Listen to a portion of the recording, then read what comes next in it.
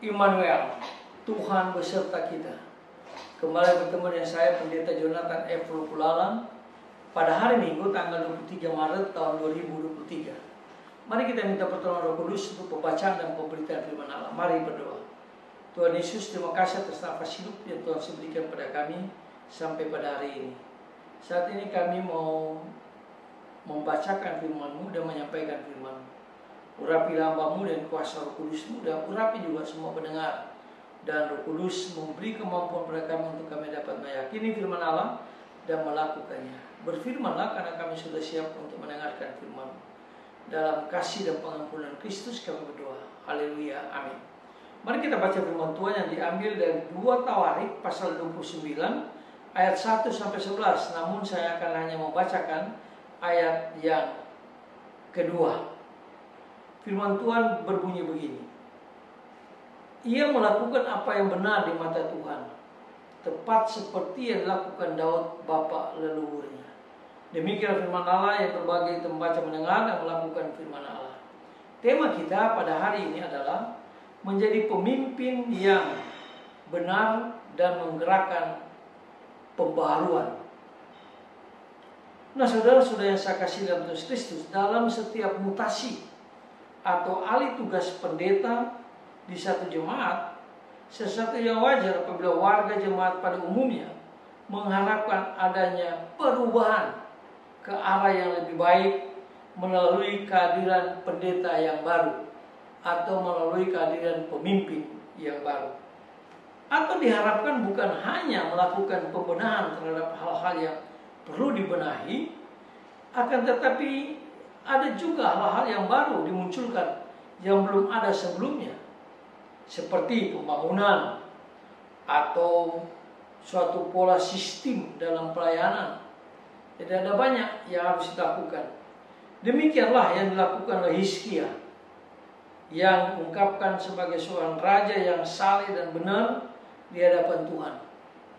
Pada waktu tahun pertama pemerintahnya, ia berinisiatif untuk menggerakkan kembali para imam dan orang-orang Lewi untuk mengkuduskan dan membuka kembali bait Allah yang sebelumnya telah ditutup oleh Raja Ahaz, ayahnya sendiri.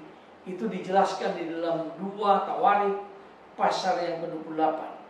Nah, saudara-saudara yang saya kasih dalam Tuhan Kristus, dengan tindakan Raja Hizkia untuk mengupayakan apa yang dibutuhkan, yaitu kerajaan Yehuda mengalami kebangunan rohani yang luar biasa. Ada satu revival yang sangat luar biasa di kerajaan Yehuda itu.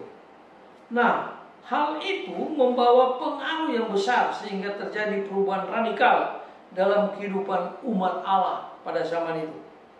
Bila sebelumnya umat berbalik dari Allah, kini umat kembali kepada Allah. Umat serta para pemimpin kota, para imam dan kaum Lewi, semuanya bergerak seiring dengan pembaharuan yang dilakukan oleh Hizkia.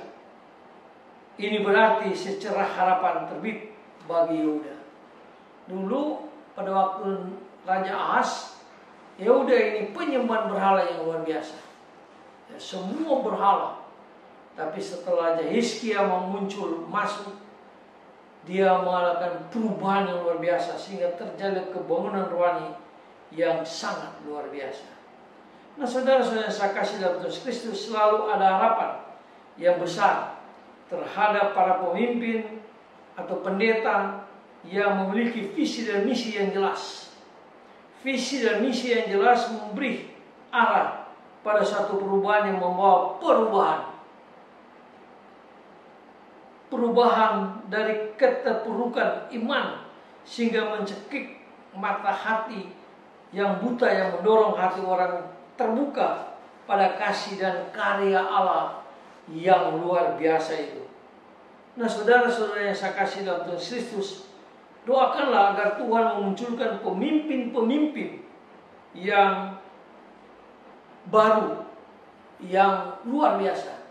Bertepatan Indonesia pada tahun 2024 akan memilih pemimpin, akan memilih presiden dan wakil presiden serta gubernur, bupati dan wali kota.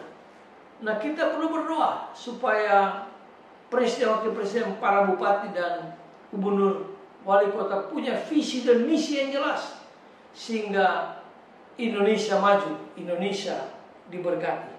Memiliki pemimpin yang punya misi dan visi, dan kita perlu berdoa. Kita juga sebagai pendeta harus punya visi dan misi supaya gereja kita itu bertumbuh dan berkembang. Nah, saudara-saudara yang saya kasih dalam Yesus Kristus, marilah kita pun perlu mempersiapkan orang-orang muda agar suatu saat mereka menjadi pemimpin yang diberkati Tuhan. Dan saat inilah kesempatan sebagai generasi yang tua memberikan kepada generasi yang muda, baik itu pemimpin bangsa maupun pemimpin gereja, sehingga gereja maju, negara maju, dan semua akan maju. Dan biarlah kita berdoa supaya Tuhan yang akan menggerakkannya. Nah, saudara-saudara yang saya kasih dalam Tuhan Kristus, marilah kita menciptakan pemimpin-pemimpin yang benar dan menggerakkan pembaruan hidup di gereja maupun di negara kita. Mari kita tunduk kepala, kita berdoa. Tuhan Yesus, kami bersyukur kalau Tuhan memakai Raja Hizkia untuk pembaharuan hidup di Yehuda, dan dia melakukan hal yang luar biasa. Dia membasmi penyembah berhala yang dipimpin oleh Raja Ahaz. Tuhan, kami juga berdoa untuk pemimpin gereja. Biarlah Tuhan tolong supaya pemimpin gereja punya misi dan visi.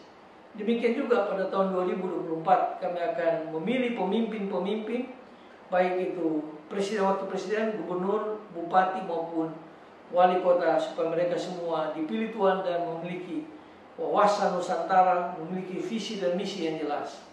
Terima kasih Tuhan Yesus, dengarlah doa kami. Dalam nama Tuhan Yesus, Juru Selamat kami, Gembala kami yang sangat baik, kami berdoa. Haleluya, amin. Terpujilah Kristus. Sampai kita berjumpa di kesempatan yang lain.